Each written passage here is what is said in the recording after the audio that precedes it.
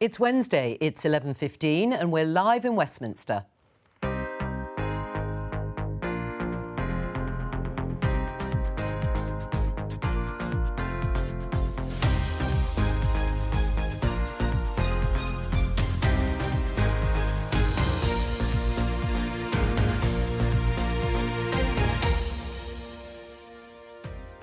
Joining me, Conservative MP George Freeman, Labour MP Andrew Gwynn, Emily Carver from free market think tank the Institute of Economic Affairs, and columnist and Times radio presenter Ayesha Hazarika.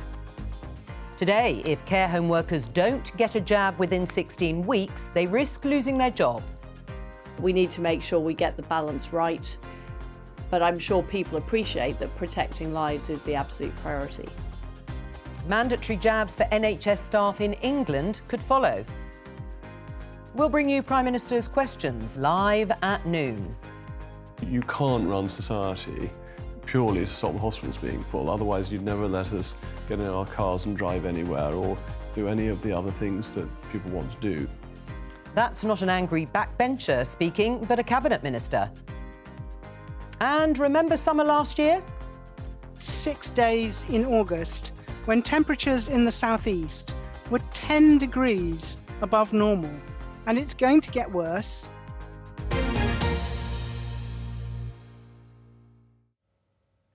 More on that later, but let's return to the top story in the headlines there and show you the Guardian headline. COVID vaccinations to be made mandatory for care home staff. The BBC has been told that staff in care homes for older people will have to have vaccination.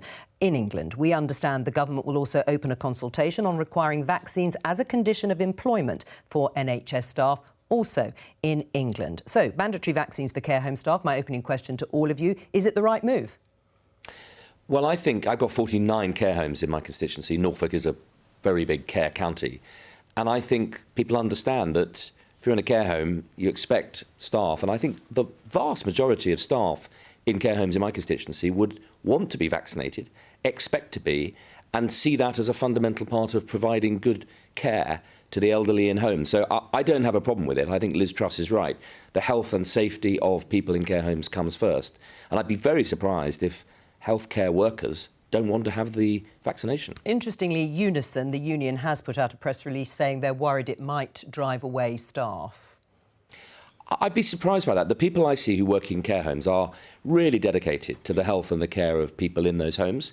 They're healthcare workers, professionals on the front line. I'd be very surprised if really they are resistant to having the vaccine. I think Unison are probably getting ahead of themselves. I don't see a big problem locally. Andrew, is it the right move? I mean, instinctively, I don't like forcing anybody to do something that they don't want to do, and particularly when it comes to healthcare and things like vaccinations.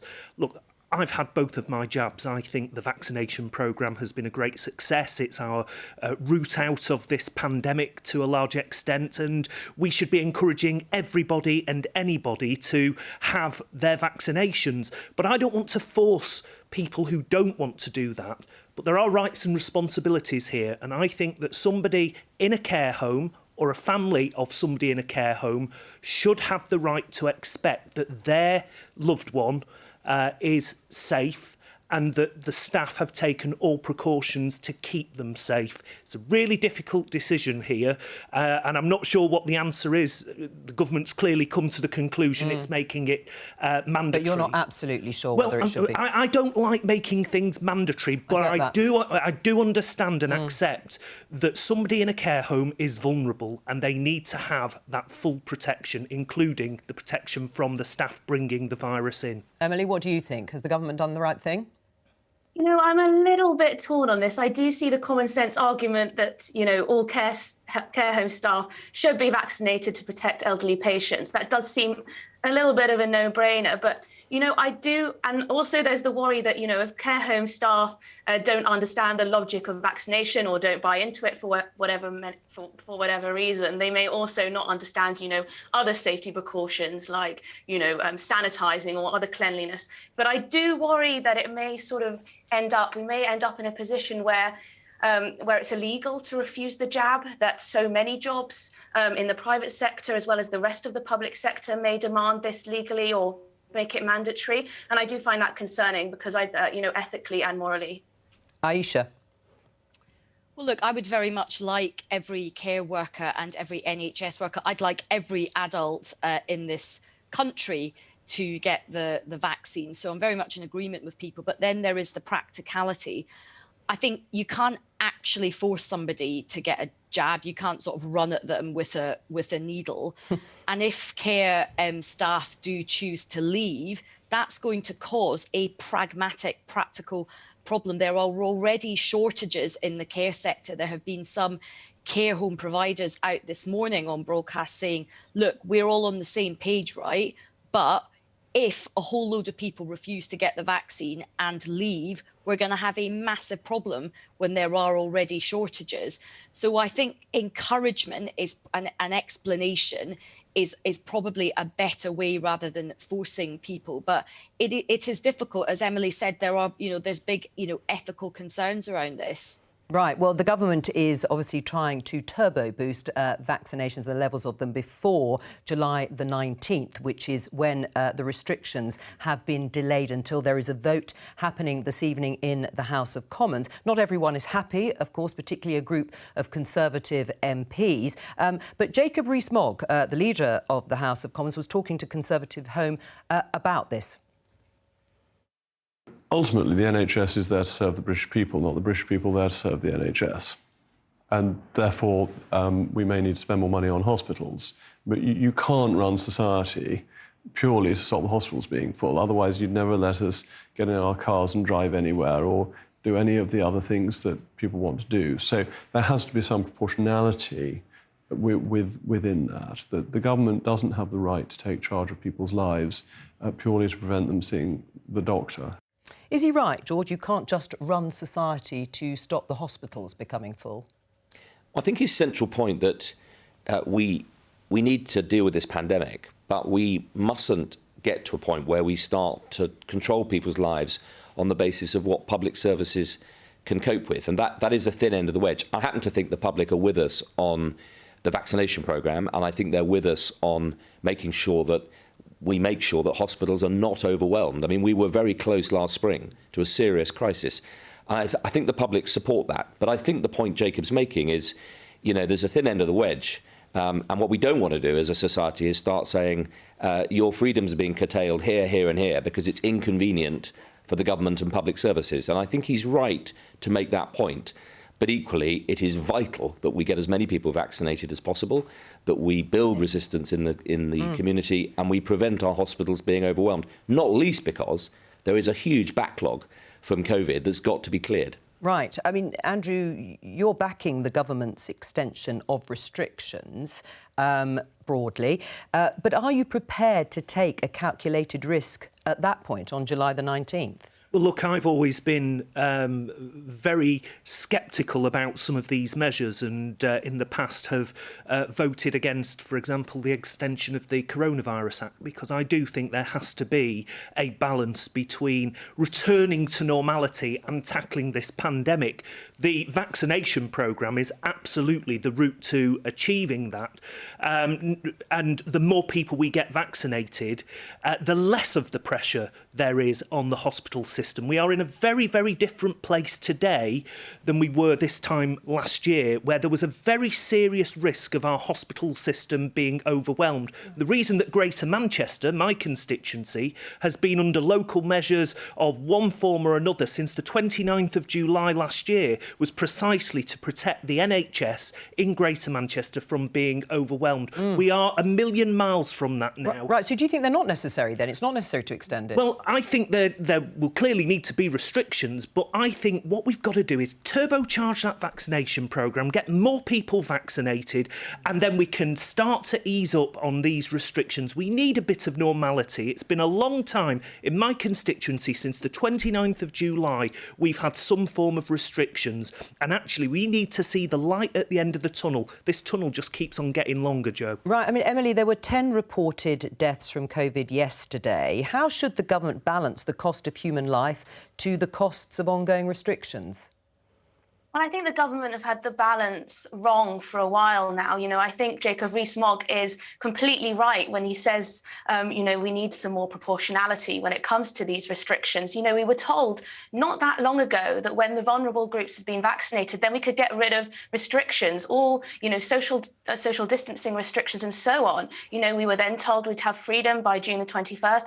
Now it seems almost indefinite. There's, still a maybe over July the 19th. So, at the moment, the stated justification by government is that we need to prevent ICU from being overwhelmed by getting more people jabs and, buying time in that way. But what's to say that by July the 19th, ICU will still not be, under risk of being overwhelmed? It may well be the case. And then we move on into, the autumn months and then into the winter. And you can just see these restrictions continuing on in one way or another. And I think a lot of people are very frightened that the government has got to the stage where its whole pandemic policy is being almost dictated to by a very narrow clique of scientific advisors whose first priority has and always will be to prevent COVID deaths. And I'm worrying that we're approaching a zero COVID approach to this. And I don't think that's healthy for our society. Right, I'll get George to respond. But Emily, you're saying that we should learn to live with 10 deaths a day, for example.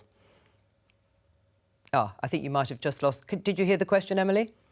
Sorry, what was that? Yeah, I was just going to say, so you're saying we should live with 10 deaths a day from COVID? I think we should, yes. George? I think Emily makes a really important point about health economics.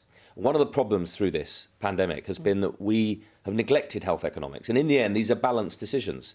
The cost of shutting down the economy has a massive cost on livelihoods, mental health, locking people up.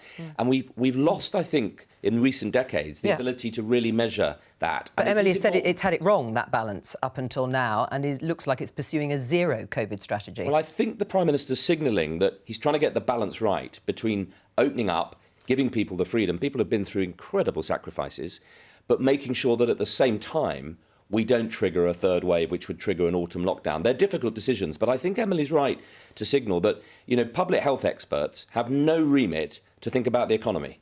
They have absolutely no responsibility to the economy, fair enough, but the government does, and the cabinet do, and we do need to balance these decisions, as I think the government's trying to do. Aisha?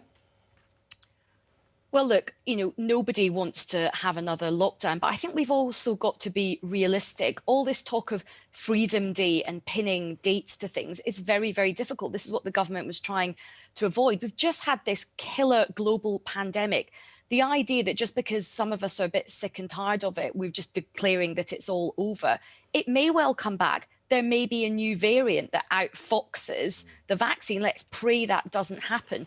We know that the autumn into winter could be very difficult with a third wave. And it's not good enough for Jacob Rees-Mogg to just say, oh, well, come on, the public just have to, stop pandering to the NHS. The NHS is the sort of backbone of our society. NHS staff are absolutely knackered having gone through the pandemic. As George said, there's a massive backlog of really important elective surgeries and other very important treatment that needs to happen. So you don't want loads of people going into hospital with COVID right now and diverting resources.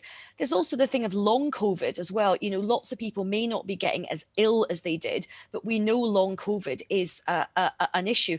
And the other thing I would say is that nobody wants another lockdown. Who does? I mean, everyone has struggled with this. Businesses have struggled. We've all struggled with our mental health. Why hasn't the government done the business on the borders as well? It's all very well, chiding us and saying, look, get used to living with this and there will be some deaths and having a go at care home workers. Why doesn't the government protect the borders? That was like a really basic thing that they could have done.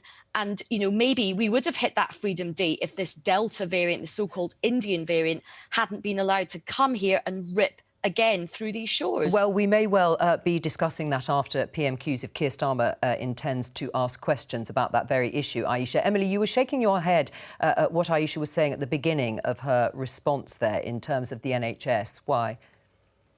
Well, I was just thinking that it's very easy for people who are I'm not referring to Aisha here, I'm just talking in general. It's very easy for people who are in secure jobs, whether they're in the public sector or they can work from home or so on, to talk about how lockdown, it's just a couple more weeks. If that secures the NHS for, a few more weeks, months, and so on, that's fine. But the problem is, for a lot of people in this country, these restrictions that are still in place, and there are still a lot of restrictions in place, are preventing businesses from making a profit.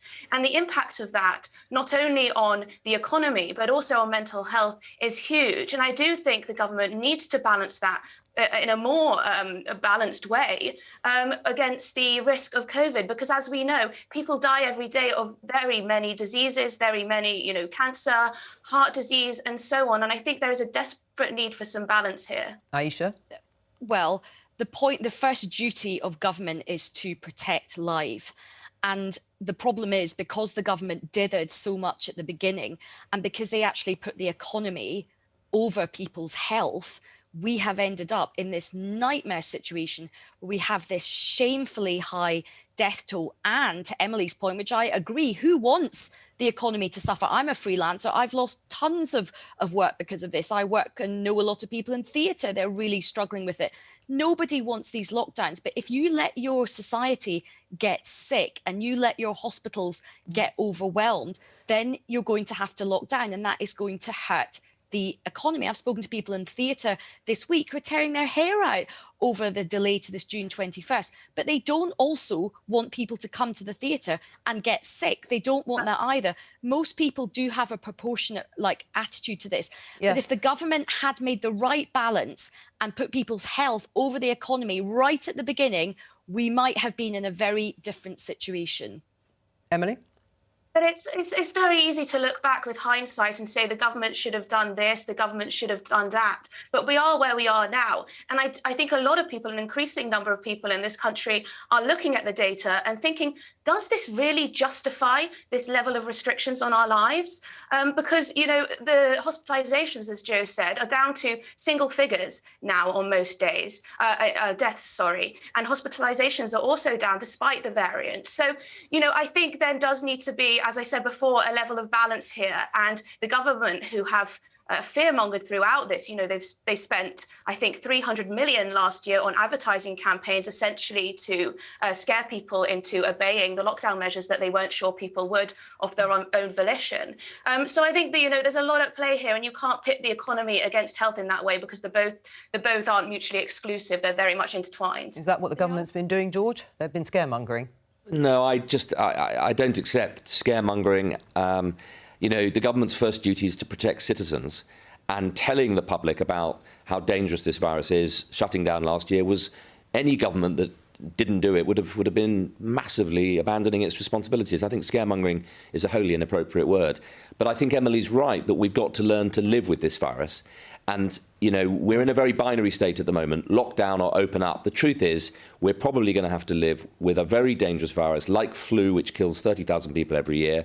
And we're going to have to learn to live with it in a way that controls the spread, but minimises the damage to people's livelihoods. Andrew, perhaps more than us here, sitting here, about the impact of COVID. Aisha mentioned long COVID, and I think the ONS, the Office for National Statistics, talked about 1 million people now suffering with long COVID. Tell us about your experience. So this is a real worry for the future, because obviously if COVID's going to be with us for the foreseeable future in some form or another, long COVID's going to be with us. So I only had a mild bout of coronavirus at the start of March last year.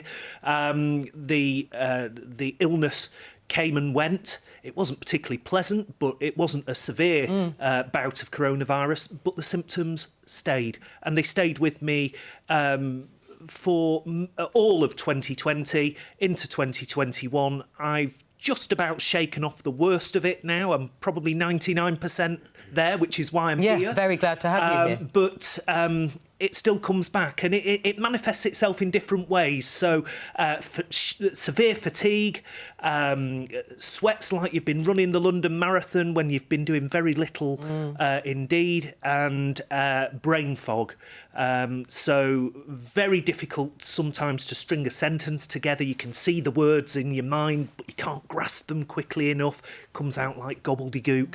And that's hugely scary. Well, particularly for somebody in a job like ours, where communication's a big part of what we do, to not even be able to ask a question without having it written out in front of you in the House of Commons is pretty difficult. Right. Well, I mean, that is scary and has had a huge impact. I mean, these are one of the things, long COVID and the NHS having to deal with that the country's going to have to get used to. Yes, and again, that's partly why I support the government taking a strong stance now to try and get this disease under control, because we don't really know yet the full implications.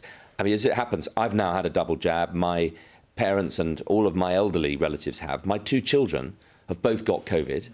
They're 20 and 18, and they're suffering. I mean, really ill. And, you know, people losing taste and smell. We could well find that long COVID is very damaging. And we don't want to look back and say, well, we had a summer of fun, but 1 million young people got long COVID. That would be a disaster. Andrew? No, long COVID has to be taken seriously, and I want the government to do more. I mean, it's commendable they've set up these long COVID clinics, but there aren't enough of them. It's very difficult to get referred to them. And, you know, if this is going to be part and parcel of who and what we are for the foreseeable future, and COVID is going to be here, we really need to have proper mechanisms to support those with long COVID. And it has to not just be a health approach, it also has to be recognised, for example, by the DWP. Because if I was having one of my good days and had to go for a work capability assessment, I'd be told, you're fit to work. If it was one of my bad days, I wouldn't. And what you don't want is people to be put into a workplace situation where the employers don't understand about long COVID. And believe me, Jo, if you're having one of your bad days, if you push yourself too much, it can wipe you out for the next 3 or 4 days where you're just good for nothing. I liken it to a game of snakes and ladders. You've really got to get to the top of the board, avoiding all the snakes. And the one snake you've really got to avoid is that last one on the penultimate square. Where you go all the way to the bottom. It takes you all the way back to the bottom. Well, it's very harrowing. You're having a good day. I'm having a good day. I think, today, let me say. We're going to move on. I'm going to just show everybody this headline in the Daily Telegraph. Abandon EU caution and light a bonfire of red tape, Johnson told. By you, George, amongst others, because you're part of a task force of MPs looking at how to take advantage of no longer being subject, as you would put it, to EU regulations. Now, is that what you're trying to do, abandon EU caution? No, that's a Telegraph headline. We don't actually say in the report, bonfire of red tape, quite specifically. Now, this is important. For 5 years since the referendum, when a lot of things were said about regulation, I think a lot of people have been wondering, well, what is this regulatory dividend? What could it be? And the sceptics have said there is no dividend apart from slashing and burning all our environmental and workers' rights commitments. And others have said, oh, there'll be huge freedoms. Well, we've actually done the work. It's a 120-page report. We took evidence from 75 industry groups, and we've set out a proper framework, a strategic framework for the UK outside of the EU. Firstly, a UK approach to regulation based on UK common law, adopting a proportionality principle. We're not abandoning precaution. Of course, consumer safety and the safety of all of our citizens is vital. But we argue that 40 years of being in the EU has meant that we've really just followed. We've stopped thinking actively about regulation. And for innovation, for leading in the new sectors of tomorrow, the UK has got a huge opportunity. Sure. And we set out 10 sectors here where we call for the UK to use the freedom to lead in setting global standards in nutraceuticals, functional foods, AI, in all of these new areas. All right, OK, that is a headline. It's a newspaper headline, and it may not be a bonfire, but are you suggesting that the UK takes more risks? In some ways, that it abandons a bit of caution, because that's how you've described the way Brussels has done regulation when it comes to public health, food safety and the environment. Otherwise... No, I'll give you 3 examples. So, on GDPR, we argue that it's not working.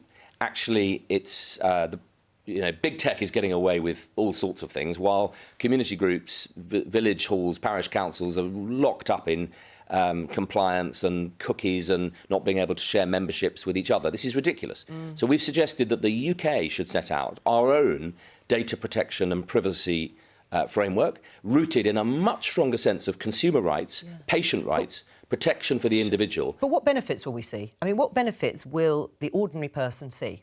Oh, huge benefits. So partly, firstly, growth. We've recommended a change to our pension rules. So you may be surprised to know that here in the UK, one of the reasons we don't keep our exciting new companies is that they can't raise money here, because our pension rules at the moment mean that we put 50% less than other countries into equities and into companies. So we've suggested that change. All right. On, say, nutraceuticals, functional foods, hugely exciting new area, from yogurts, I better not mention the brand names, from cholesterol-preventing yogurts to super veg that prevents heart disease. We, at the moment, don't regulate for them. You have to be a food or a medicine. We have nothing in between. So we've suggested the UK set out a framework for leading in this exciting new sector. Aisha, listening to all of that, are you convinced? There was lots of talk about the freedoms that the UK would gain once we left the EU. Does this and what George has been talking about convince you? Sadly not. I used to work at the Department of Trade and Industry as a press officer back in 2000, and ministers were always talking about wanting to cut red tape, and it never really happened. And when people do try to cut red tape, where that normally falls is, things like health and safety and workers' rights. So that will make a lot of people feel quite anxious. The other thing is Brexit was meant to be this great liberation from red tape. But actually, it has turned into a fiesta of form-filling, paperwork and bureaucracy. We're seeing that with the Northern Irish Protocol. Lots of small businesses are really, really struggling with that as they try and export their goods. Even EU citizens are having to sort of reapply for their status. So I do find it quite ironic that there is this, admirable drive to cut red tape at the same time, while lots of people are drowning in red tape because of Brexit. Yeah, well, that's true, isn't it, in terms of Northern Ireland? That's exactly what's happened. More form-filling, more bureaucracy. I mean, I voted Remain, but part of the reason I was so pleased to be invited by the PM to do this is it seems to me if we're going to leave the single market and all the easy access that came with it, we had better have a compensating benefit for the UK. And Aisha, I mean, it's really important as a former Minister for Life Science. I'm absolutely in no way wanting to compromise the very highest standards of our clinical research. But I'll give you a specific example. The EU Clinical Trials Directive was set up in order to make sure that in Lithuania and Latvia and across the 27 countries, there are basic standards. Great. But the UK is leading, as we've shown through the vaccine trial, leading in genomic trials, in informatics, in creating new ways of doing trials, and we're held back. And, I mean, there is no greater illustration than the UK COVID trial, the biggest in the world, of what we can do if we're freer to do it our way. And that will deliver huge benefits, more clinical trials all around the UK, access to new drugs for NHS patients, huge boost to our economy. All right, I mean, Emily, they were instructed not to look at workplace regulation or deregulation. Is that right?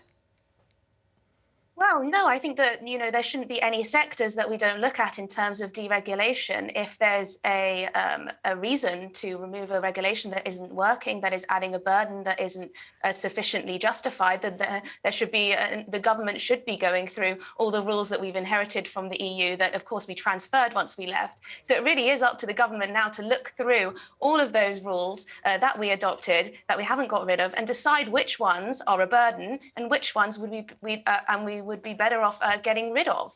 And I think that's a sensible thing to do. And of course, we've seen very visibly how outside the EU, as a free trading, a sovereign nation, we've been able to strike deals. It's very exciting, the deal with Australia, but we also have to take advantage of the domestic autonomy that we now have. We have inherited, as I said, so much regulation from the European Union. The government is right to be looking to review all of this and decide what benefits our economy and what doesn't. And I think it's a very good thing that we're looking at the precautionary principle, because this may have been one of the reasons why the EU decided to suspend the AstraZeneca vaccine. Just off the back of a few cases of blood clots. And that was probably a massive mistake now with hindsight, and was at the time. So I think, I think this is a good thing, and I think this is definitely will be one of the major benefits of having left the European Union, who has been so cautious over this pandemic. Well, do you have any sympathy with what Emily has said, Andrew, that it's been too cautious? The EU, Brussels perhaps isn't the best place to draw up regulation, and we've been stymied by it in the past. Well, no, I don't accept that, because we have had some great advances in this country because of us working together across the EU to set standards. I mean, I do take George's point that we have now left the European Union. One of the freedoms that we have as a sovereign country is to develop our own laws, our own rules and our own regulations. And, I trust George is a good chap to want the very best, to want to drive up standards. But what I don't trust is some of George's colleagues around the cabinet table, and I do fear that this will be a race to the bottom, and it will be ordinary people that lose out, and it will be British business in the end that loses out, not least because, we've just heard about the Australia deal. Now, George, I quite accept, wants the best environmental standards, the best food safety standards, but what we are seeing is in these trade deals, we're sacrificing those very same standards for a quick buck. Well, I'm grateful for the compliment, but I can absolutely assure you, please read the report, because it's a lot of work. There's 120 recommendations, and we haven't touched any of those very important workers' rights, environmental undertakings that were fundamental. I voted for them, and they're in the agreement. What we've set out here is an ambition for the UK and specific ways we could really unleash global leadership in setting the standards in new sectors of growth. The EU will take decades to do it. We have a chance now to do it, and real benefit around the country. So I'll give you another example. We've developed here in my constituency a potato plant that doesn't need to be sprayed with 14 applications of toxic fungicide. It's resistant to blight. The EU banned it. Well, that is a huge, huge environmental advantage, cost advantage for UK farming. And on trade deals, we have an opportunity to start to use trade deals to export our technology for sustainable, green farming and agriculture. As I say, George, I trust you on these things, but it's not you that's making the decisions, it's government ministers, and I just see this as deregulation, a race to the bottom, and I do fear that we will end with worse standards, not better standards. And the other thing, Joe, is that the United Kingdom, although it's free from the European Union and all of that because of Brexit, it isn't isolated from the European Union. We still want to trade with our European friends and partners. We've still got to, in many cases, meet the standards that Brussels sets through British laws. And in here, we suggest not dropping standards, improving them, increasing them, so we lead. And the ambition in here is that Europe will look and say, those clever Brits, they've used their freedom not to race to the bottom, but to go to the top. They're now setting the standard in agri-environmental regulation. They're setting the standards in clinical trials, in digital health, and they will copy us. And let's hope that British farmers feel the same when our Australian cousins start to adopt our food standards rather than impose theirs. So we've dealt with that in here. We've set out a new framework for agri-environmental regulation in the UK. Most farmers here now have 200 regulations, 20 agencies, clipboards every year with visits. We've set out a proper framework so that people can invest in biodiversity net gain and support UK farmers developing best practice. Please read the report. It's a vision for leadership, not a race to the bottom. I'm going to hand them all out to you at the end. A bit tricky with Emily and Aisha. Just finally, you want to say something, Aisha, and then we'll move on. Yeah, look, I mean, again, I'm a great admirer of George, and I think he's pursuing a noble cause here, but you do have to look at the here and now. You cannot just ignore the concerns that British farmers and British environmentalists and people who do really care about food standards are flagging about the Australia deal. There's still lots we don't know about it, and it's going to be very, very difficult for British farmers to compete with that level of scale. I know you talk about trying to cut down on bureaucracy and red tape that they will face. Well, if the government does adopt any of your recommendations, it will take time for that to come through. Right now, British farmers are facing a real nightmare with the prospect of what's coming down the track. And also British consumers are really worried about food standards falling because of these trade deals. So I do think that's something, I think your aims are very admirable, but you do have to look at what's happening in the here and now. So I have to respond. I have an agricultural constituency. Bear in mind, the Australian trade deals don't come in for 15 years. And in this report, we set out a model for consumer labelling so that British consumers can look at a piece of beef from Australia and a piece of beef from Scotland, and they can see whether the tractor is green or red. And if it's grown in the UK, low carbon footprint, high environmental standards, high quality, we think people will choose the higher quality product. So we're setting out a framework for investment in standards. All right. But what, just very quickly, what a huge amount of distraction and time when we have people right on our doorstep. They have the same food standards as us. We're not going to be wasting and burning loads of carbon and, importing their products. Again, it just kind of highlights a lot of real inconsistencies. All right. Well, you mentioned the environment, and in your report, government advisers have said that the UK is woefully unprepared to deal with changes happening to the climate. We're going to come to that in just a moment because we have some breaking news. Let's go into the newsroom here in Westminster and talk to the BBC's Deputy Political Editor, Vicki Young. Tell us what's going on.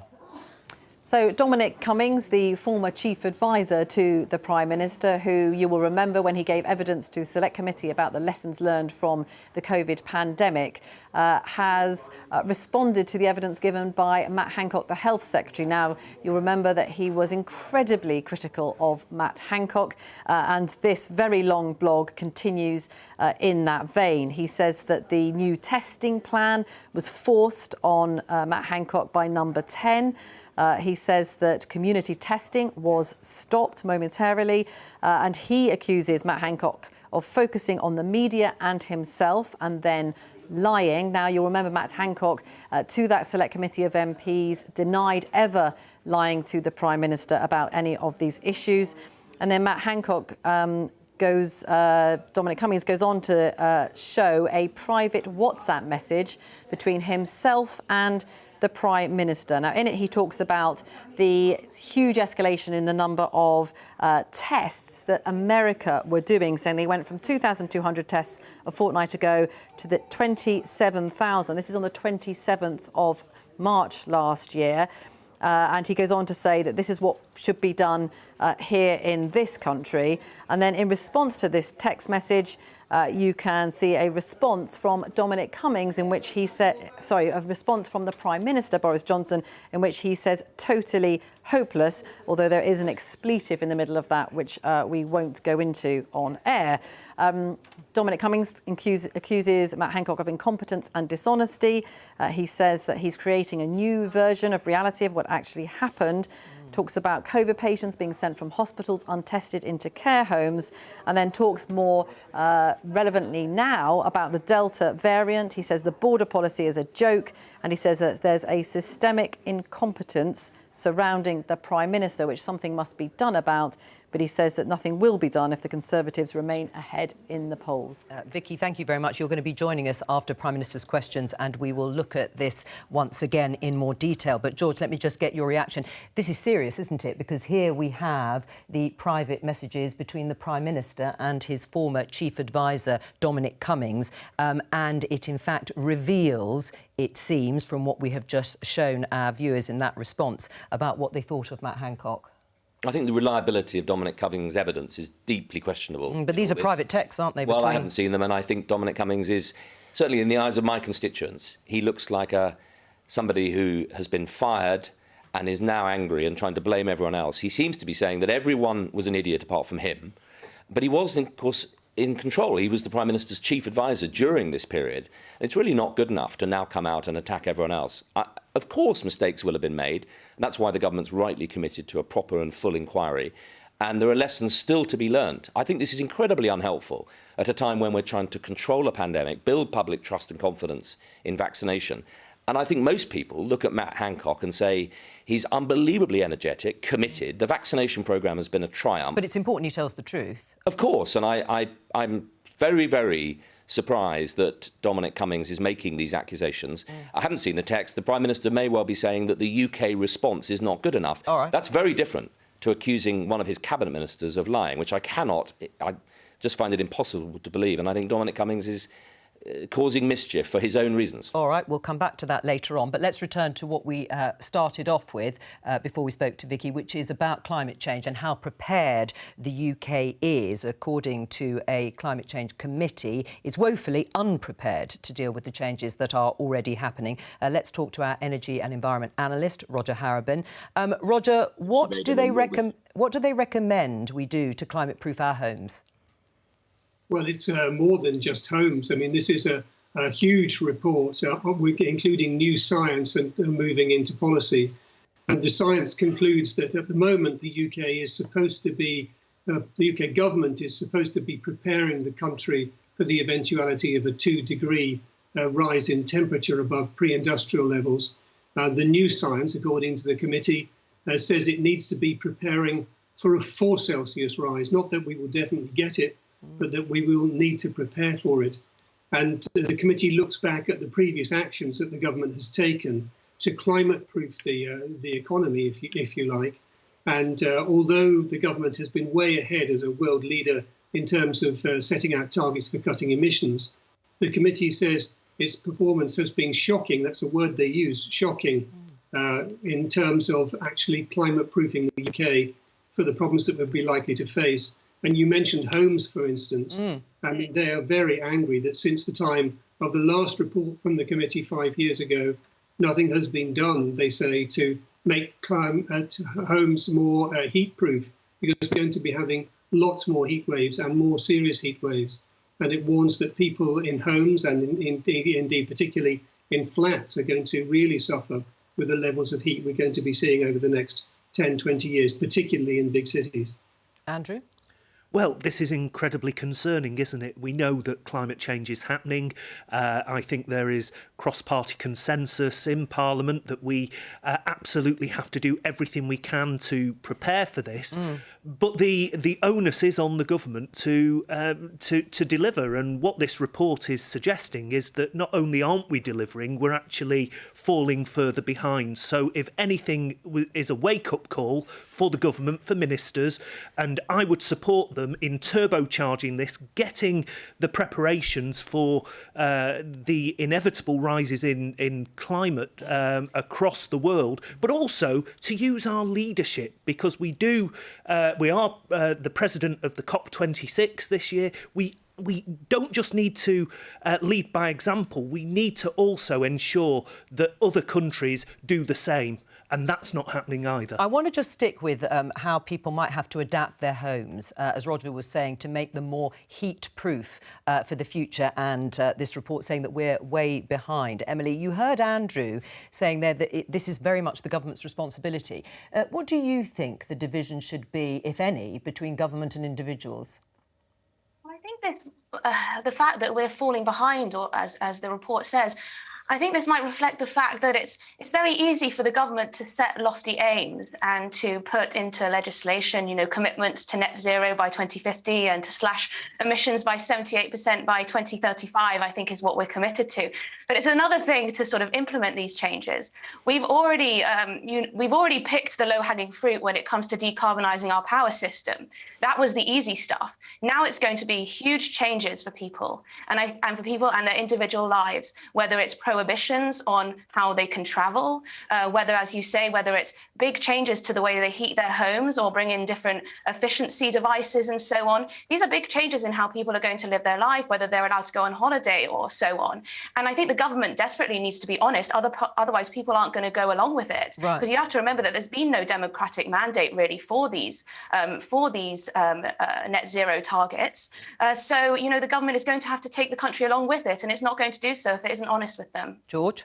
No democratic mandate. We won the biggest majority for nearly, 70 years. There's a huge mandate for it. Yeah, Emily. but hang on. But have you been honest with people about what they might actually have to do? Right, let me come to that. So we've led the world, and Roger made clear, world-class leadership on energy. And you're right that now the challenge is, if we're really going to deliver a net zero economy and lead the world, then housing, transport, agriculture become absolutely key. I used to be Minister for Decarbonisation at Transport, but the public opinion is moving. More and more people want now to have a little bit of active travel in their day, to be able to walk to the tube or to the bus stop. I think attitudes are changing. I do worry, certainly in my part of the world, we're still building huge housing estates by the big volume house builders based on 1960s technology. It's bricks and boilers.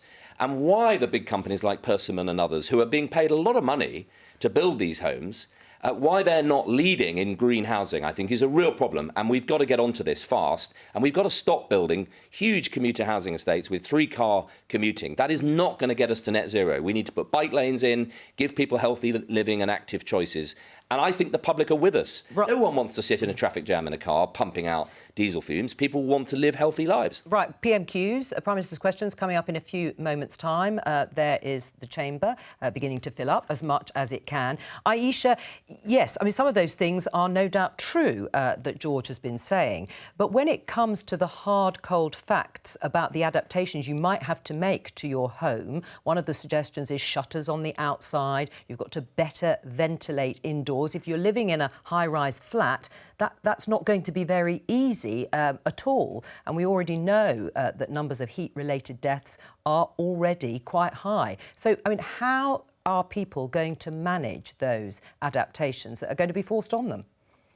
Well, if anybody follows me on my Twitter feed, they will know that I am literally dying of the heat in this weather. It's my Scottish ancestry or origins, which, I mean, I find the heat in the city absolutely unbearable. And I joke about it, but it is actually very serious. As you say, older people really struggle, pregnant women really struggle in this heat. We're not geared up for the heat, and that is something which we're going to have to do. I mean, I have shutters. I've opened them because we're recording. I keep my shutters shut most of the time to try and keep the heat out. I mean, I live like a vampire, basically. I didn't want to say that.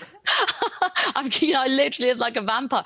But it's a serious issue, and it is one, like we've started to have a conversation about making your house more energy efficient, but we aren't really having a proper conversation about how to cope with this very, very hot weather as well. So we need to have far more. I'm going to have to stop you there in your shuttered home because it's Prime Minister's questions. Thank you. And I'm sure those of the whole House are with her family and friends. Mr. Speaker, I'm sure that the House will wish to join me in offering our thanks and best wishes to Sir Roy Stone, who is leaving the Government Chief Whip's office and the Civil Service. He's worked for 13 Chief Whips and for over 20 years has played an invaluable role in delivering the Government of the Day's legislative programme. We wish him well. Mr. Speaker, this morning I had meetings with ministerial colleagues and others. In addition to my duties in this House, I shall have further such meetings later today. Sir Robert Neal. Thank you, Mr. Speaker. I'm sure we would all wish to associate ourselves with the Prime Minister's remarks in relation both to Jo Cox and Roy Stone. The Prime Minister, I know, will report later to the House in more detail on the G7 summit, which I know President Biden described as extremely collaborative and successful. In taking forward the agenda, and in particular that part of the agenda of the summit, which calls for us to work to uphold the rule of law and respect for an international rules-based system, will he bear in mind and task all parts of government to promote the great asset that we have in English common law and in the expertise and reputation for integrity of our judiciary and legal systems? Will he make sure that those willing assets are harnessed in the pursuit of that G7 agenda, be it through writing commercial contracts with English law as a jurisdiction or helping through our expertise developing countries and markets? Prime Minister. I thank my right honourable friend for his question. He raises a very important and vital sector of our economy, our legal services industry, and our judicial system, which is admired around the world. One of the reasons that we're capable of attracting so much inward investment into this country, Mr. Speaker, but also one of the key exports, Mr. Speaker, that we've been able to promote just recently, thanks, for instance, to our free trade deal with Australia. We now come to the Leader of the Opposition, Keir Starmer. Thank you, Mr. Speaker. Can I join with the Prime Minister's remarks in relation to Sir Roy Stone? This week also marks the 4th anniversary of the Grenfell fire tragedy, where 72 people lost their lives. It's frankly an outrage that there are still more than 200 high-rise flats with Grenfell-style cladding, and many leaseholders are trapped in homes that are neither safe nor sellable. The best way to mark this tragedy is not with words, but with action, and I urge the Prime Minister finally to end the cladding scandal. Mr. Speaker, as the Prime Minister has already said, today is the 5th anniversary of the death of our dear friend and colleague Jo Cox. Jo had already changed so many lives for the better. She was passionate about creating a fairer, more just world.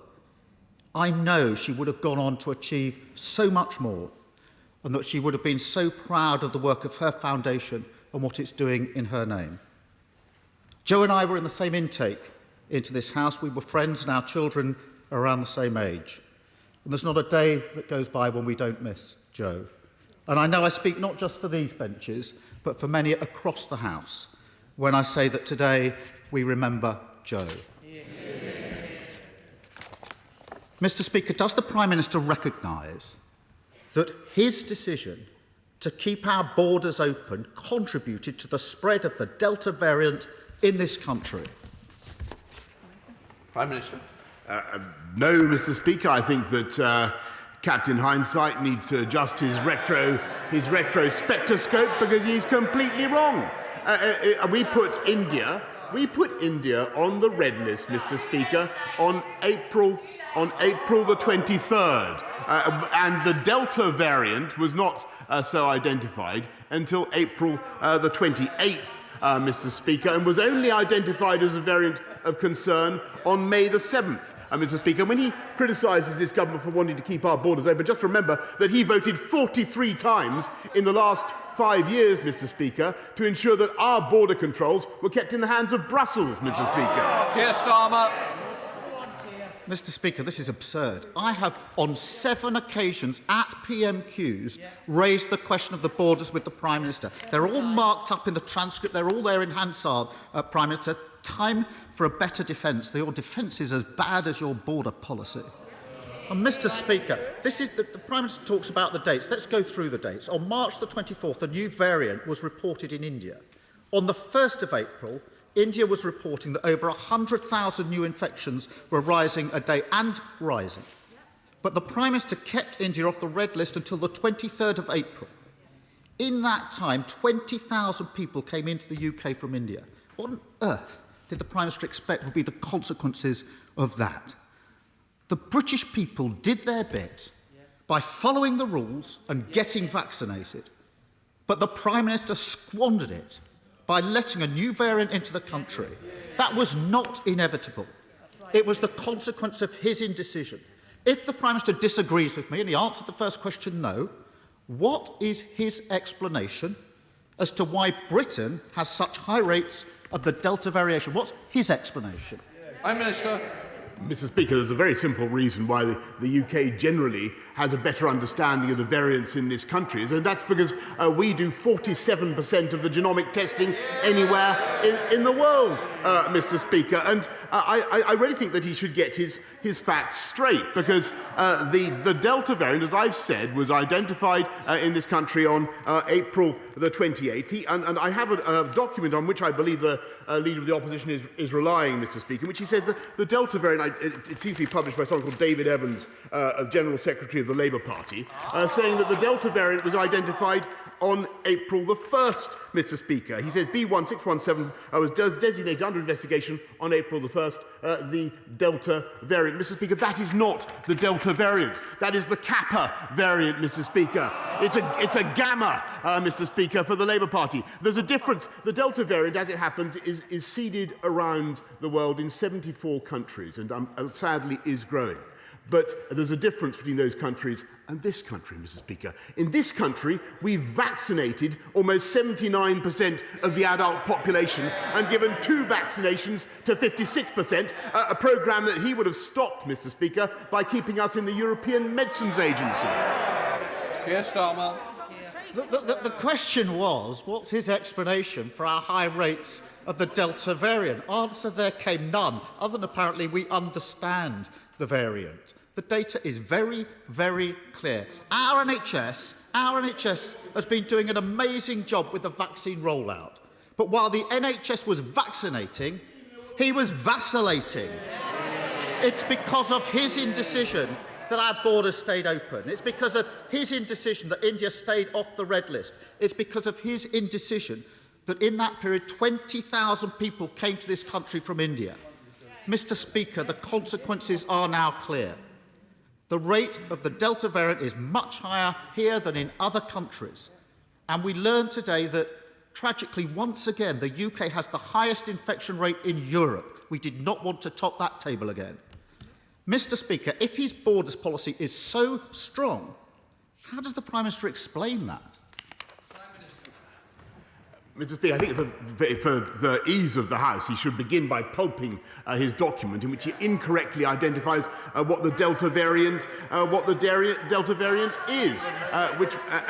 Mr. Speaker, we took the most drastic steps possible to put India on the red list on April the 23rd, before that variant was even identified.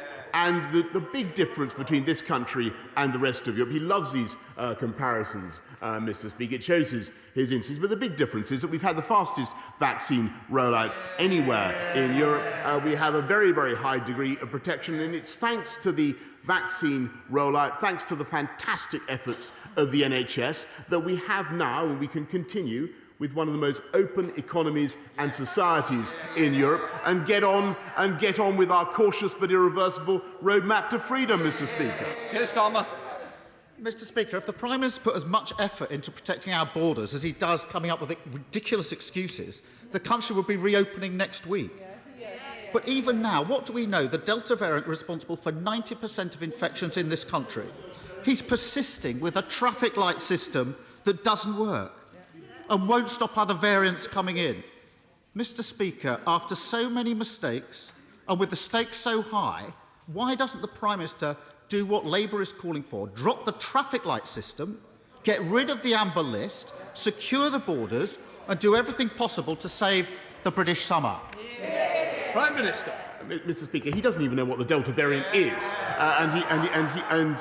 we have the toughest border measures anywhere in the world, and we will continue. We have 50 countries on the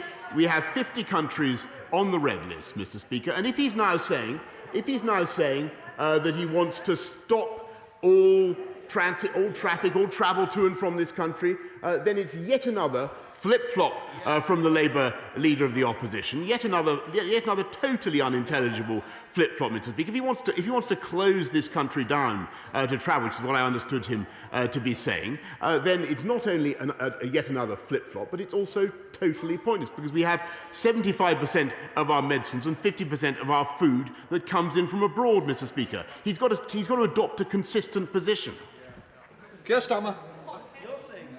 Mr. Speaker, what I've learned, the worse the position for the Prime Minister, the more pathetic he gets. Is he really suggesting that the 20,000 people who came in from India were bringing in vital medical supplies or food? It's ridiculous, absolutely ridiculous. What we were arguing for is for India to be on the red list between the 1st and the 23rd of April. If that had happened, we wouldn't have the Delta variant here. And it's as simple as that. The Prime Minister's former senior advisor got it absolutely right. He said, and I quote, "Fundamentally, there was no proper border policy because the Prime Minister never wanted a proper border policy." The man who was in the room. And it's those in hospitality, in clubs, in pubs, the arts, tourism and travel who are paying the price of the Prime Minister's failure. All they ask is that if they have to keep their businesses closed, they get the support that they need. But where is it? Business rate relief is being withdrawn from the end of this month, affecting 750,000 businesses. Furlough is being phased out. Mr. Speaker, in Wales, the Labour government has acted by extending business rate relief for a year and providing new support for those affected. When is the Prime Minister going to do the same for businesses in England?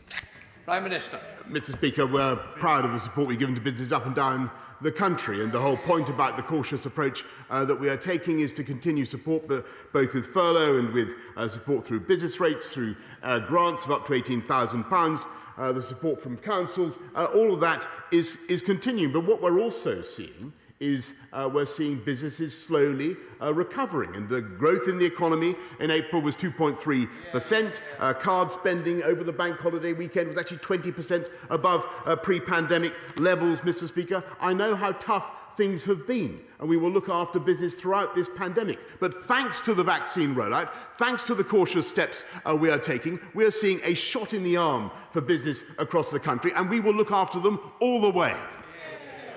Keir Starmer. Speaker, yet again, it's not what the government has done, it's what's needed now in light of the decision that was taken this week. Hospitality UK says the sector will lose £3 billion because of the delay and that 200,000 jobs could be at risk. That's not what has been done, it's what's needed now, Prime Minister. And the Federation of Small Businesses warns the government is being dangerously complacent. I think we've just seen an example of that.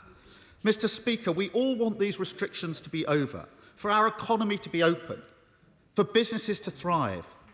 But the Prime Minister's indecision at the borders has blown it.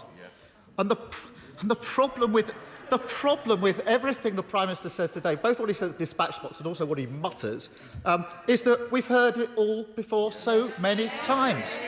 Last month, March, he said we could turn the tide in 12 weeks. Remember that? Then he said it will all be over by Christmas. Then we were told June 21st would be Freedom Day.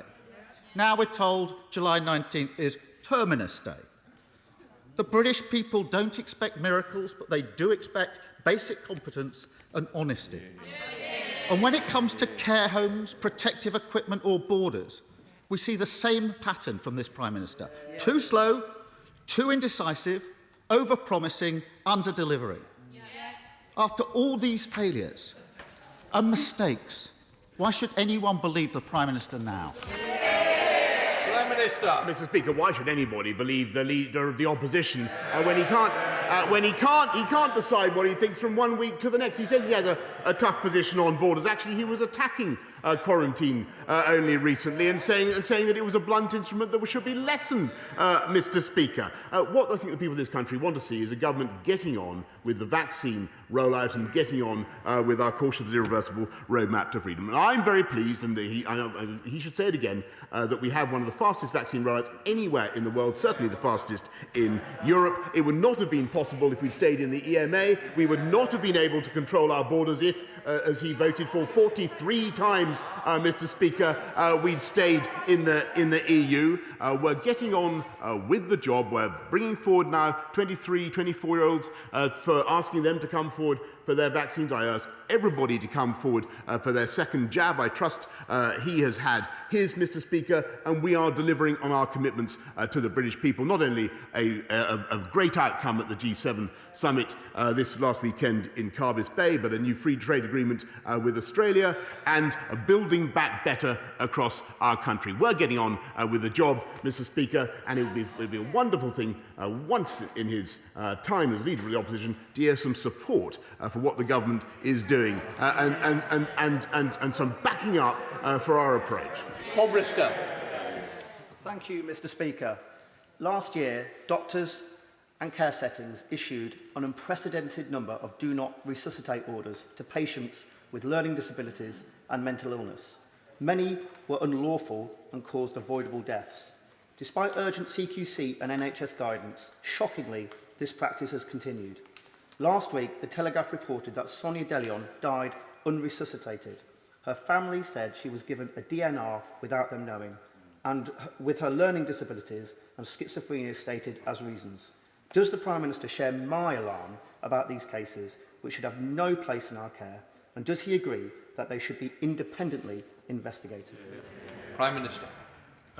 Mr. Speaker, I thank my honourable friend for raising this very sad case with me, and I'm sure the whole House will be thinking of Sonia de Leon and her family. I think that such decisions on do not attempt, do not resuscitate, should be made only in accordance with a decision involving the person concerned and their carers and their families, Mr. Speaker. We now come to the SNP leader, Ian Blackford. Thank you, Mr. Speaker. Can I associate myself with the remarks that you made, the Prime Minister and the Leader of the Opposition, in the absolutely brutal death of our friend and colleague Jo Cox 5 years ago, a woman that was dedicated to public service, that made in her short time here a tremendous contribution to this House, and our thoughts are very much with her family, her friends and all those that care very deeply for her loss. And of course, as we do that, we should also reflect on what we saw earlier this week with the journalist Nick Watt chased through the streets of Whitehall by a mob seeking to intimidate. And we must all stand up in this House for the rights of journalists to be able to go around their work safely. I say, Mr. Speaker, good wishes both to Scotland and England ahead of the football match on Friday evening. But if I may say so, I do hope that we don't see Scotland being dragged out of the Euros against our wishes at the end of the week. Mr. Speaker, as we enter the chamber, we see what is reported to be WhatsApp communication between the Prime Minister and Dominic Cummings, and perhaps the Prime Minister will clarify whether or not these are genuine and whether the derogatory comments that he expressed on his Health Secretary are valid or not. Mr. Speaker, this morning, the details of the disastrous trade deal with Australia are slowly seeping out. It tells us everything that we need to know, that these details are being celebrated in Canberra, but they're busy being concealed in London. For all the spin, it's clear that this Tory government has just thrown Scottish farmers and crofters under their Brexit bus, just as they sold out our fishing communities. So today, those with most to lose from this deal don't need to hear the Prime Minister's usual waffle. Their livelihoods are at stake, Prime Minister. Just this once, they deserve honest answers from this government. Can the Prime Minister confirm that from day one of this deal, 35,000 tonnes of Australian beef and 25,000 tonnes of Australian lamb will be free to flood the UK market tariff-free? Minister.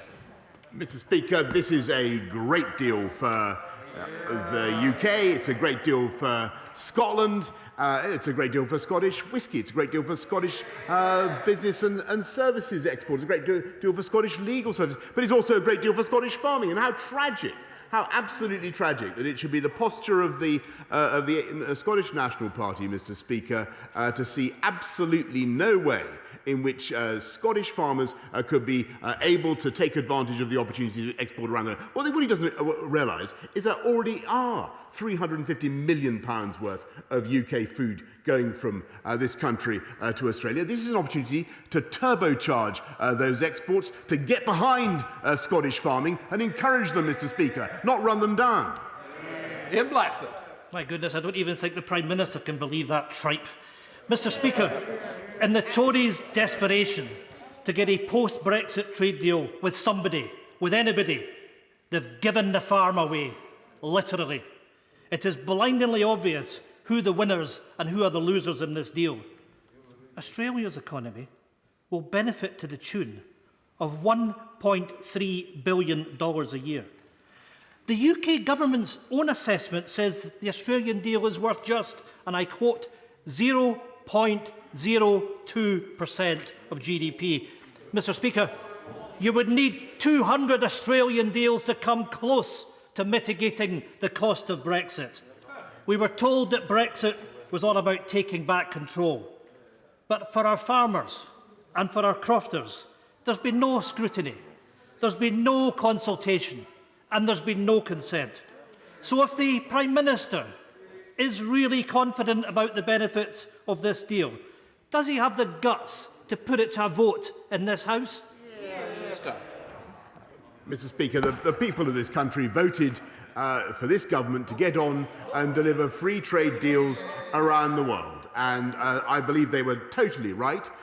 He talks about tripe, Mr. Speaker. Well, I can tell him that when it comes to exporting the intestines of sheep, which I know is a valuable part of Scottish tradition, even that is now being opened up around the world thanks to the deals that this country is doing. And Mr. Speaker, if he is saying that he wants to go back into the EU, hand back control of our fisheries, hand back control of our agriculture to Brussels, lose all the opportunities that this country has gained, I think he is frankly out of his mind and going in totally the wrong direction. And if he means a referendum, another referendum, Mr. Speaker, we had one of those.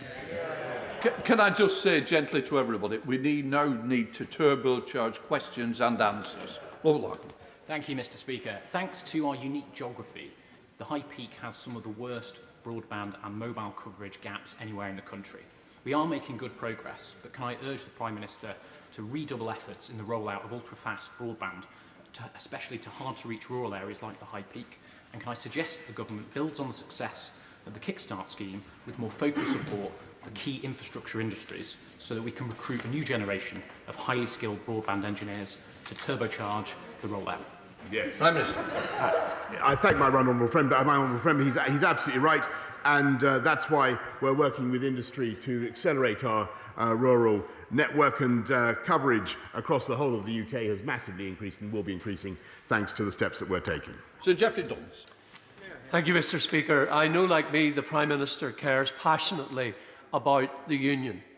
Can the Prime Minister therefore confirm that the passing of the EU Withdrawal Act and the Northern Ireland Protocol that forms part of it has not resulted in an implied repeal of Article 6 of the Act of Union, which enables Northern Ireland to trade freely with the rest of this United Kingdom? And will he commit to fully restoring Northern Ireland's place within the UK internal market? Prime Minister. Yes, of course, Mr. Speaker. I can give assurances on both those counts, and I can say that unless we see progress on the implementation of the protocol, which I think is currently totally disproportionate, then we will have to take the necessary steps to do exactly what he says. Davidson. Thank you, Mr. Speaker. Does my right honourable friend agree with me that the rebuild of Hillingdon Hospital will be a great benefit to his constituents and mine? And will he commit to working with me and other local members of Parliament and potential future MPs like Peter Fleet and Chesham and Amersham to secure the future of services at Hillingdon's other site, Mount Vernon, in my constituency, which provides specialist medical treatments to a very wide catchment area? Yes. Prime Minister. I thank my honourable friend. He's totally right about Hillingdon Hospital, which has a great future, and we will make sure, and I look forward to working with him and to make sure that the future of services at Mount Vernon is also protected, and I know that a full consultation is due to start in September. Thank you, Mr. Speaker. Kevin, a hotel manager in Oxford, contacted me last week because he's worried. Because even if this country does open up in the next few weeks, he won't be able to run at full capacity due to chronic staff shortages. Local staff are leaving the industry because of the uncertainty caused by this government's bungled handling of this pandemic. The EU staff have already left because of the botched handling of Brexit, and he can't recruit from abroad because of the damaging new immigration policy. This is the Prime Minister's wake-up call. Oxfordshire's economy alone relies on the hospitality industry to the tune of £2.5 billion. Will the government introduce a COVID recovery visa to help Kevin recruit the staff he desperately needs? Prime Minister. Mr. Speaker, it's absolutely true that as we open up our economy, there are more vacancies, and that's great.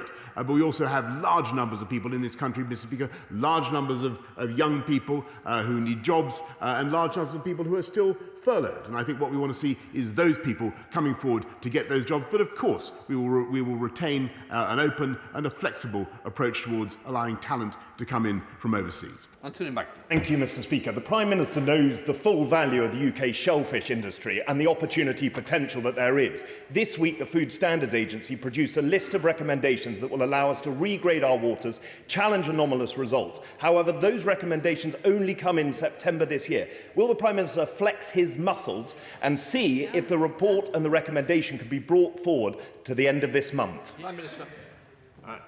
Mr. Speaker, I will do everything I can to ensure that we accelerate this process. He's right to raise it. A great deal of progress has already been made, and the Food Standards Agency has, I think, been flexible, but we need to go further, and we'll make sure that great British shellfish can continue to be exported to Europe and around the world. Maureen Fellows. The UK government's trade deal with Australia has been made with no consultation, no consent and no parliamentary scrutiny. The President of the National Farmers Union of Scotland has said our seafood industry has already been hit hard by Brexit, and now Scottish farming will be sacrificed. Again, it's Scotland's key industries which will bear the brunt of a Tory Brexit people in Scotland did not vote for. Does the Prime Minister think these concerns from NFU Scotland President, and does he accept them, or does he think that he knows better? Minister.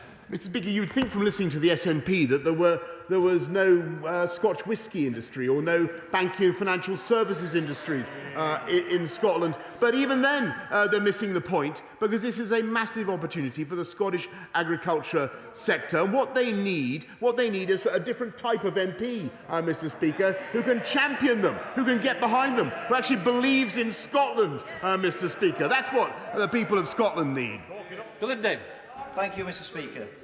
One of the reasons for the popularity of the Prime Minister is that he's always been on the side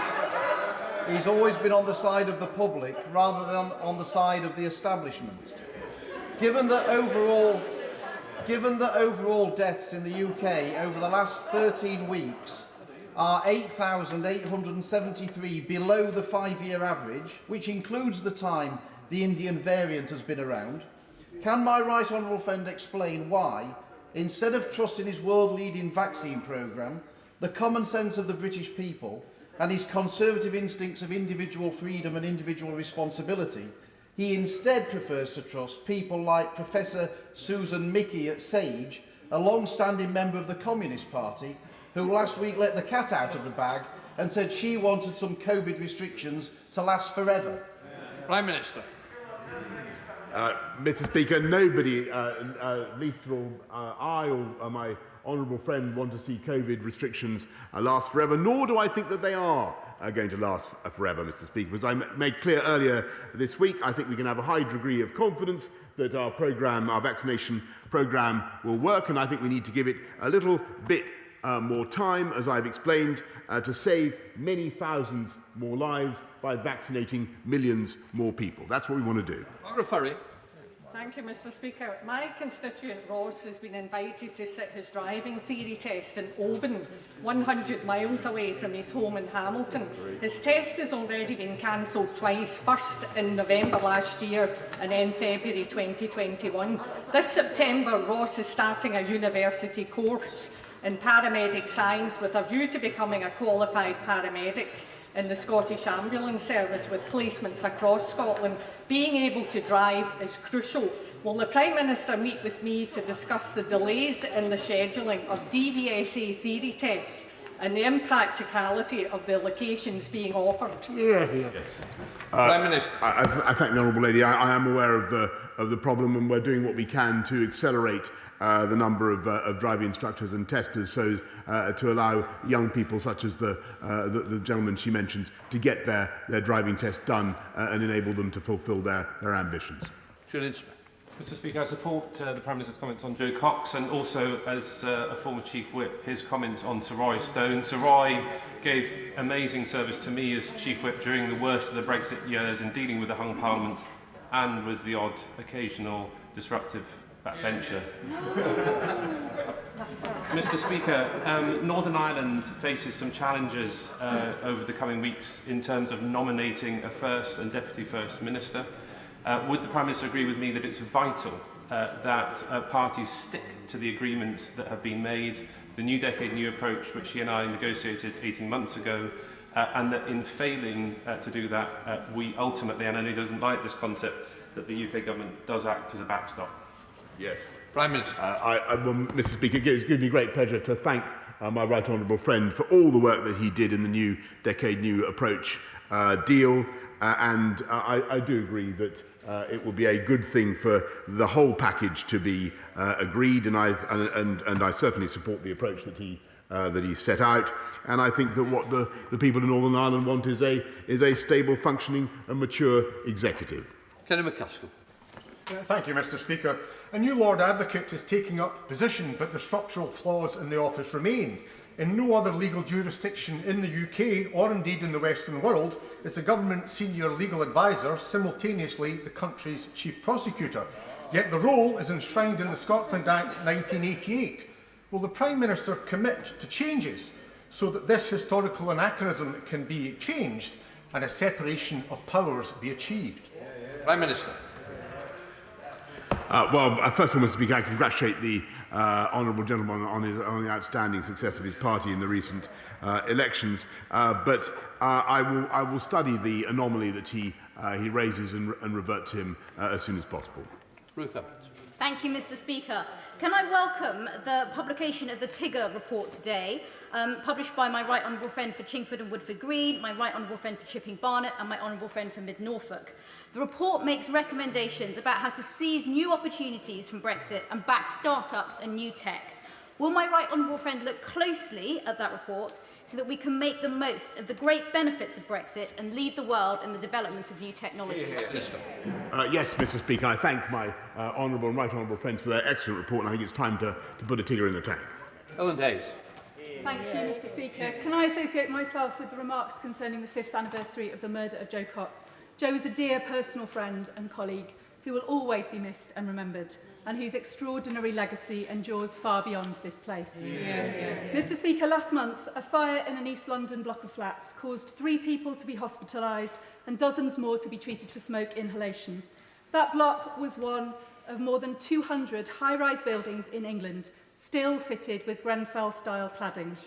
I asked the Prime Minister, why is it that 4 years after the Grenfell tragedy took 72 lives, after all the warnings, all the tireless campaigning and the unspeakable injustice, people are still living in unsafe flats, and his government has failed to end the cladding scandal? Mr. Speaker, we have invested massively in removing cladding from high-rise blocks. We'll continue to do so. I know the bill, the structure in question, the Ballymore, the company concerned, I do believe are too slow, and we are on their case, Mr. Speaker. But I think it is very, very important, that people understand that overall risks of death by fire have been coming down for a very long time and will continue to come down. And it is simply not the case that all the high-rise buildings in this country are unsafe. And it's very important that members of Parliament should stress that.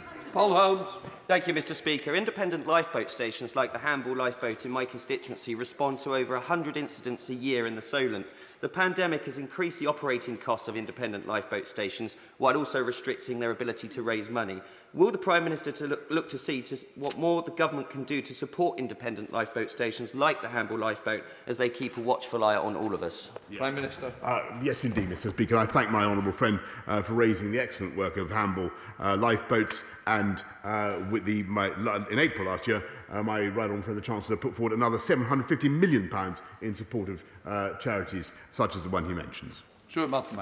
Mr. Speaker, at 2 venues in Glasgow, hospitality venues called Blue Dog and Adlib, staff there have had no furlough payments since the summer of last year. Having raised this with HMRC directly, the situation still hasn't moved forward. If I send him the details, will he knock heads together, help the staff whose bills are going unpaid and debts are rising, and get the cash into their accounts they're entitled to? Very happy to look at it, Mr. Speaker. Liam Legg.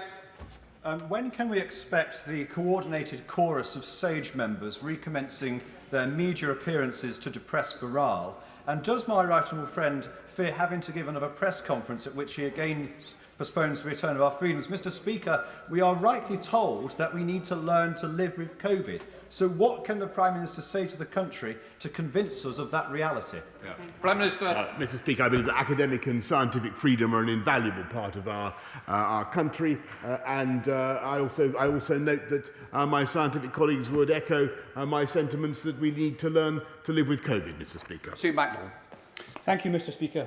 This government's 2-child cap and its childcare proof of payment rules mean my hard-working constituent, Miss Cowan, who's a single parent on universal credit supporting 4 kids, faces £1,000 of nursery arrears. She's therefore at risk of losing their nursery places. She would therefore have to give up work and would therefore be at risk of sanction and forced further into debt and poverty.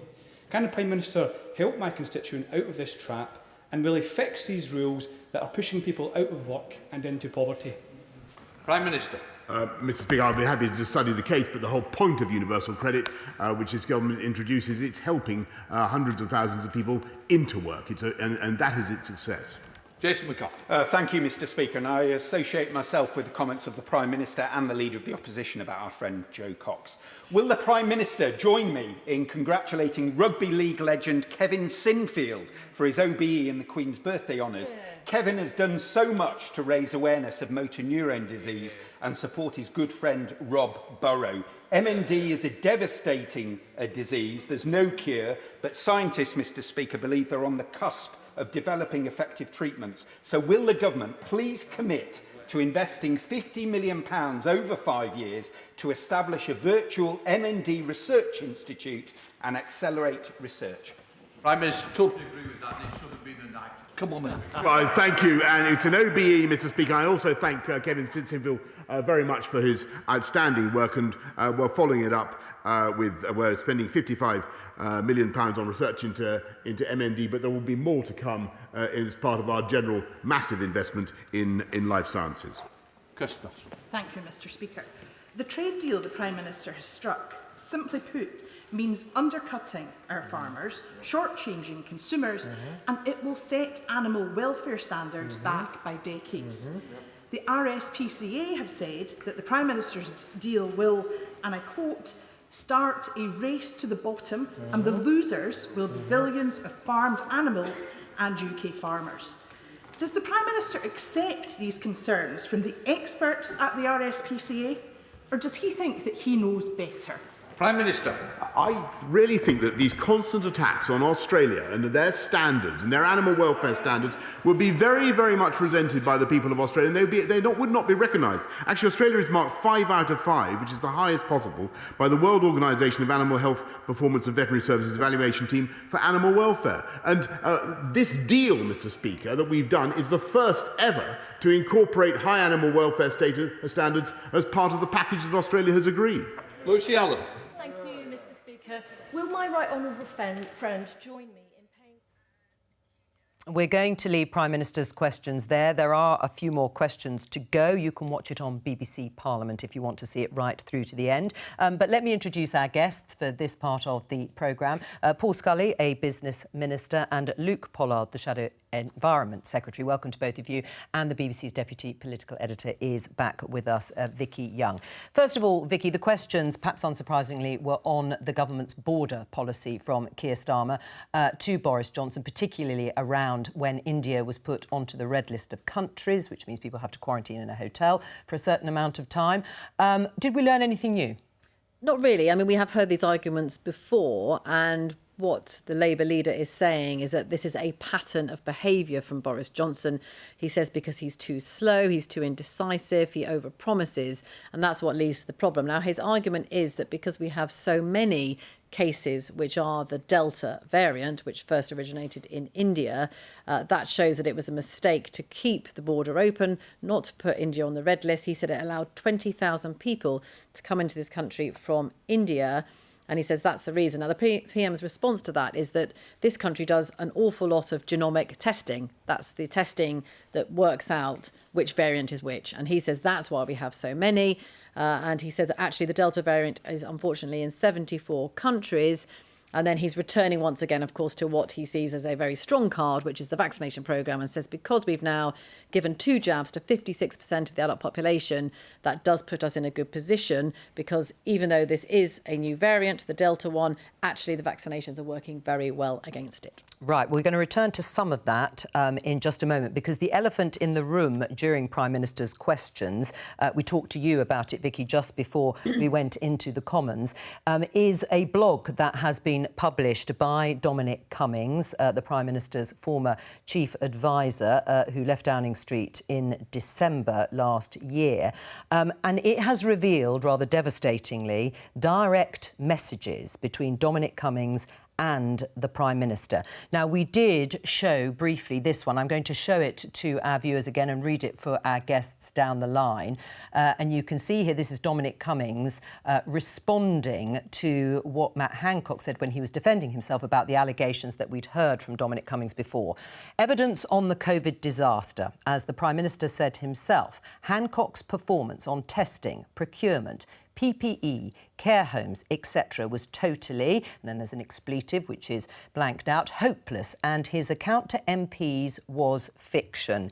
Now, there is and are various messages you can see here. This one is actually from Boris Johnson. It's a screen grab of one of those direct messages. It starts with dunno, and then it says, it's Hancock, says the Prime Minister. He has been hopeless. Let me just show you another one.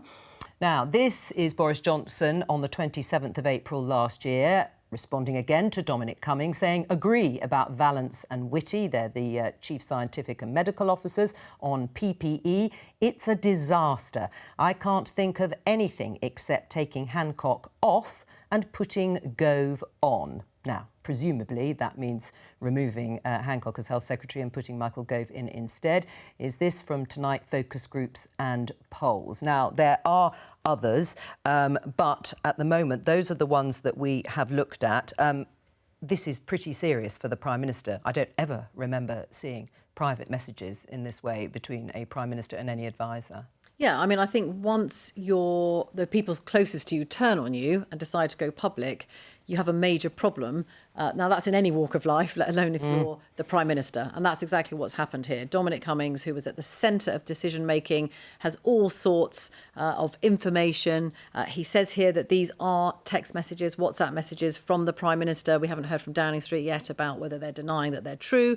But that's where we are now. And the point is here that when you heard Dominic Cummings' testimony to the Select Committee, it was very clear that it was Matt Hancock he blamed for an awful lot of problems. I mean, he said he should have been fired, or at least 15 to 20 several times over. Now, when Matt Hancock gave his evidence, he said, I never lied to the Prime Minister. He absolutely denies doing that. And he said that he had the Prime Minister's support throughout all of this.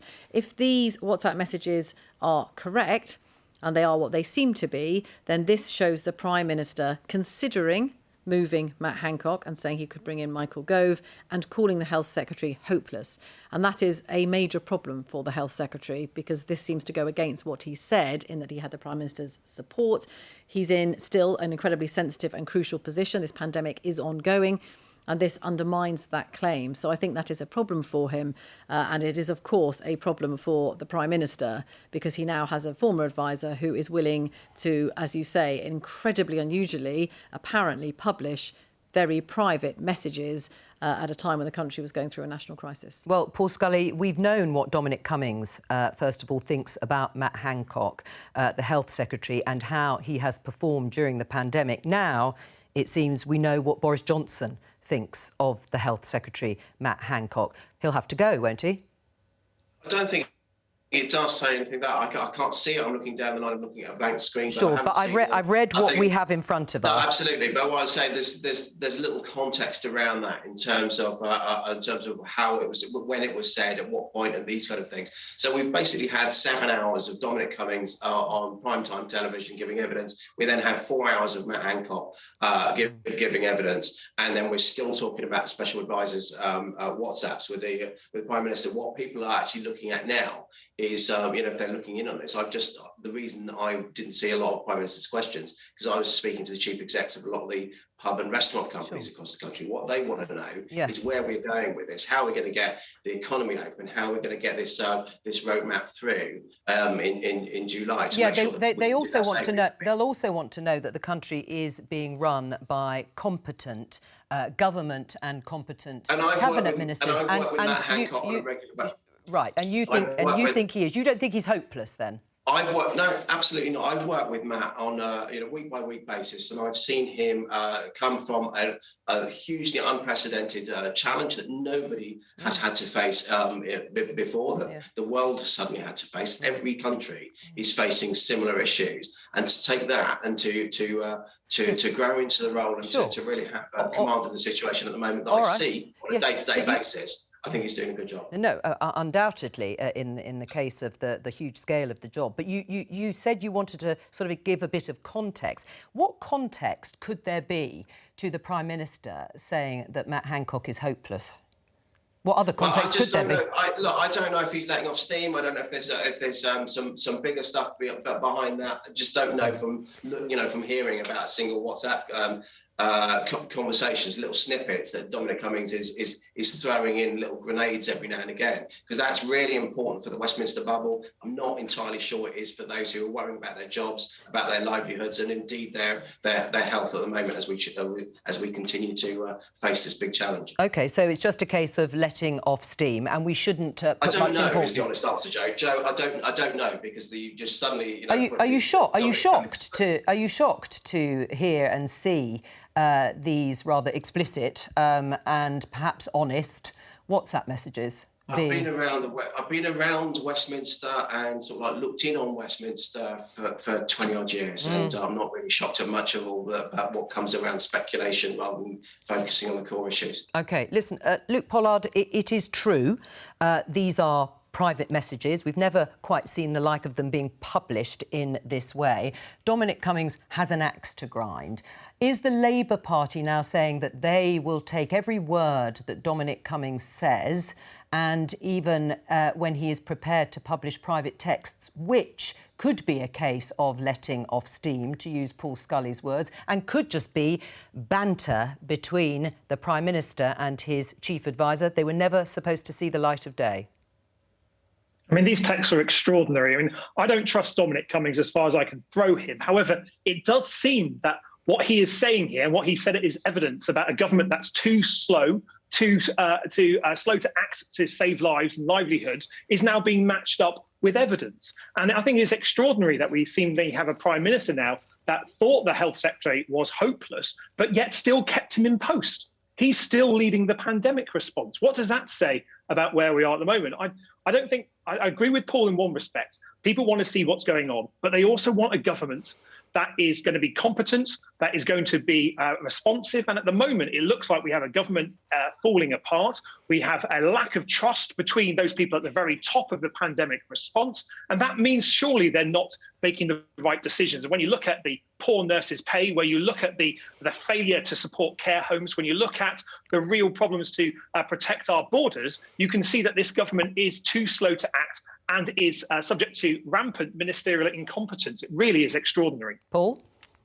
No, absolutely not. Well, I don't reckon. Where on earth do you get the fact that a government is falling apart? The government is head down, facing the biggest challenge that we've had in decades as a country, and doing it at pace, putting £407 billion worth of fiscal and financial support to keep the economy open, to making sure that we can protect lives and stop the NHS hospitalisations increase, to keep people safe and well as well. This is a government that's working together on all of these things, as well as business as usual around that. Luke? Yeah, it doesn't look like it, though, does it? I mean, the problem with this is we've got the Prime Minister's key advisor, who was in the room for all these discussions, washing the government's dirty laundry in public, highlighting the fact that the Prime Minister and the Health Secretary, politely put, are not getting on in this respect here, but actually are presiding over an incompetent response to the pandemic. I mean, if the Prime Minister did describe the Health Secretary as hopeless, why was he not sacked? Why was he not moved? Why was actions not taken on it? Because each of those actions could have saved lives. If he is as hopeless as the Prime Minister says, why was there not action taken earlier? The public really deserve better than this Tory psychodrama that's being played out, because it's being played out with the lives of people that we represent in Parliament. So let's get some proper action here. Right, isn't that the point then, Paul? You can't dismiss it as a Westminster bubble story because of the things that Luke has just said. What went on between the Prime Minister and his top advisors and chief cabinet ministers, in this case the Health Secretary, could have had an impact on people's lives. But again, we're taking this into one particular context. It could have, as you say, been banter, or it could have been frustration. It could be more than that. I don't know. But what I don't want to do is to blow this out of proportion just because we've had one set of WhatsApps from Dominic Cummings. And as Luke has said, he doesn't trust the guy further than he can throw him, but suddenly he's his best mate because he's got something useful for the Labour Party to throw, rather than actually scrutinising the key things that people are asking the opposition to be scrutinising. That's what's going on now, and how we're going to fulfil step 4 of the roadmap and get back to a recovery for this country. We haven't had a response, as you say, yet from Downing Street. They will have to respond, I presume, at some point later on. But what do you think they will be considering at this particular time? Well, it's very difficult. I mean, they're either going to have to say it's not true and it didn't happen, which, would be quite difficult. But if they say it didn't happen, then that will be one response. or they're going to have to say something like, well, look, you know, everyone, as you said, lets off steam. There could be a moment where you're feeling incredibly frustrated. I think one of these was literally as the Prime Minister had been tested positive for COVID, and they can dismiss it in that sense, saying not everything went well. But, you know, what's interesting is that Dominic Cummings has come up with a number of questions that he thinks people should be asking the Prime Minister. But as you say, the main one is, if you really did think the Health Secretary was hopeless, why on earth didn't you move him? Why haven't you still moved him? And then there's still that question going back to the original plan A, if you like, this idea of herd immunity, letting lots of people get infected because they then have immunity from it. And he's accusing, you know, very strongly here, the government of actually lying to Parliament about this and not admitting that was the case. And then there's the question of the PPE shortage. You'll remember Matt Hancock saying during that Select Committee hearing that actually there was no shortage of PPE nationally. There might have been local problems. Again, a question about that. You know, why didn't he do something about it? We're going to talk about something different. Lord David Frost, the Minister responsible for Brexit, has been talking to MPs this morning about the Northern Ireland Protocol. That is, of course, part of the Brexit deal that governs Northern Ireland. Let's just take a look. We obviously face a difficulty on the chilled meats issue. We have asked and suggested to the EU that the right way forward would be to agree to extend the grace period, at least for a bit. If we can't agree it, we'll obviously have to, you know, consider all our options. There is, you know, as far as we're aware, no risk of Great British sausages ending up in the single market. Vicki, you heard Lord Frost saying we'll have to consider all options. Do you think that could include unilaterally extending what we call the grace period for checks on chilled meats in this case? Yeah, I mean, there's two different things here. One is the checks, because, of course, Northern Ireland is still following EU rules. The rest of the United Kingdom isn't. That's why you need to have checks on some things. When it comes to chilled meat, it's simply banned. The EU doesn't allow chilled meats in from countries beyond the single market. So, you know, that's a major problem here. Now, in 2 weeks' time, the unilateral, the grace period that's been given over all of this is up. Now, you'd imagine that on past record, the UK will again do what it's done before, which is unilaterally decide that they just simply won't follow the rules. Remember, the EU is already taking the UK to court. Yes. They have already launched legal action. Now, as we all know, that takes years potentially. You get the impression that the UK government is just thinking, well, we'll continue to do that. The legal action rolls on for a long time. Or do they try and come to some compromise over medicines, which lots of people will think is more important than sausages? Medicines, it looks like the EU might be willing to say, we'll change our rules on that. So you could allow medicines to go, say, from London to Northern Ireland. But this is an ongoing problem. There isn't a lot of trust there. And I don't think that the G7 summit helped that with the war of words between Emmanuel Macron and Dominic Raab. Right. And as you say, I think we heard also from Lord Frost that there hasn't been much progress made so far. Paul, is that the plan, that the UK will unilaterally extend that grace period to stop the ban on chilled meats going from GB to Northern Ireland? Well, I think we're trying to have those pragmatic conversations. I think that's the important thing to concentrate on at the moment, because there are clearly a number of issues that are arising out of the protocol and what we've learned now, having been in this trading situation for a few months now. There was some issues over January that in terms of business readiness, that we were able to work through. There's obviously bigger changes, just what happens when you leave the customs union, any customs union, single market. But there's this big chunk in the middle, which is when the protocol clearly isn't working as intended for either side in many instances. And so these are the bits that we've really got to focus on in terms of pragmatic and cordial discussions. Right. Okay. Well, dial down the temperature a bit and really have those temperature to make sure that we can get it working for businesses either side. Well, Luke, Keir Starmer, the Labour leader, earlier this week on Monday, said we've got to find a way forward. Well, everyone agrees on that. Having checks between Great Britain and Northern Ireland is not the way forward. Having any checks between the Republic of Ireland and Northern Ireland is absolutely not the way forward. What does he mean? I think it means looking at how agreements can be made between the United Kingdom and the European Union that would allow that. For instance, an agreement on food standards or an agreement on veterinary checks. And so there are options available. So you want to align with EU rules? Well, I think agreements can be made between the UK and the EU that would get us into a better place. The problem is they were not included deliberately in the withdrawal agreement. Yeah, which you signed up to. Brought up. Which you signed up to, of course, the Labour Party. So I don't quite understand how this plan of Keir Starmer's works. Indeed, I would have preferred a better deal to have voted for to prevent no deal, but that was the rubbish deal that was on the table, I'm afraid. But it does mean that there are still options that the government should be exploring. They deliberately chose not to have those in the deal, but we're seeing the problems that were predicted well in advance of the deal coming to fruition. We're seeing the Prime Minister's absence from this debate causing real difficulties because he personally negotiated this deal. He personally sold it to the country and he's responsible for the consequences. That's why I think I would like him to take a bigger role in what's taking place here. I'd like him to respect the Good Friday Agreement a lot more, but we need to get this sorted because at the moment it's completely unsustainable and the government should act to sort it out. All right, that's all we've got time for. Thank you to both of you and, of course, to Vicki Young for joining me today. And I will be back tomorrow with Politics Live at 12:15. Please join me then. Bye-bye.